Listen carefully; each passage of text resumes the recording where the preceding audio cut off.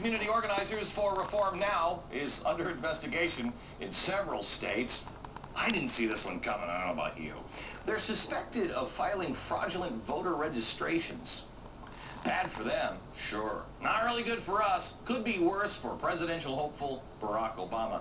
His campaign donated over $832,000 for Get Out the Vote efforts to Citizen Services Incorporated, an organization closely affiliated with our good friends at Acorn.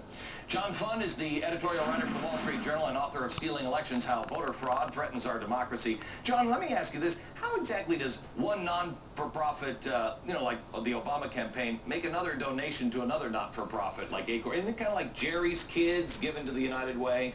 Well, the real problem is the Obama campaign misidentified that money. They said it was for event planning and staging and lights. Oh, I'm sure it was an honest mistake. It's just not the accountant I thought he was. Of course. It turns out that it was for Get Out the Vote efforts and for registrations. You see, Acorn is an umbrella organization. They have 129 separate groups. They have front groups, they have back groups. The joke inside Acorn is that their left hand doesn't know what their extreme left hand is doing. Right. Okay, so Barack Obama, he's been distancing himself now from Acorn. And so, didn't he just call them family, and didn't he work with Acorn? Barack Obama's website says there's almost no connection between him and Acorn other than the fact that he was their lawyer. But in reality, he was a trainer for Acorn. He worked with Project Vote, which is a full partner of Acorn's now and was closely affiliated with back then in 1992.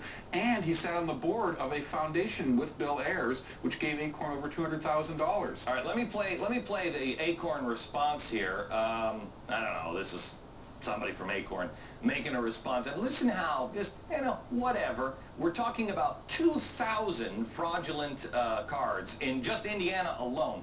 Listen to the response here from Acorn. Well, I'm not worried whatsoever. It is a little peculiar that we've been doing this for 18 months. We turn them in every 2 weeks. And I guess they're trying to make it appear as if all of these just showed up at once.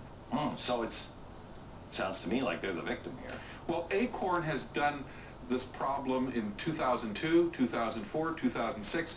Every 2 years they say we're going to clean up our act, we're going to have better quality control. Well, why aren't people going to jail, John? A few have, but we don't treat voter fraud nearly as seriously as we should. The Democratic Secretary of State, Ross Miller, you should have him on.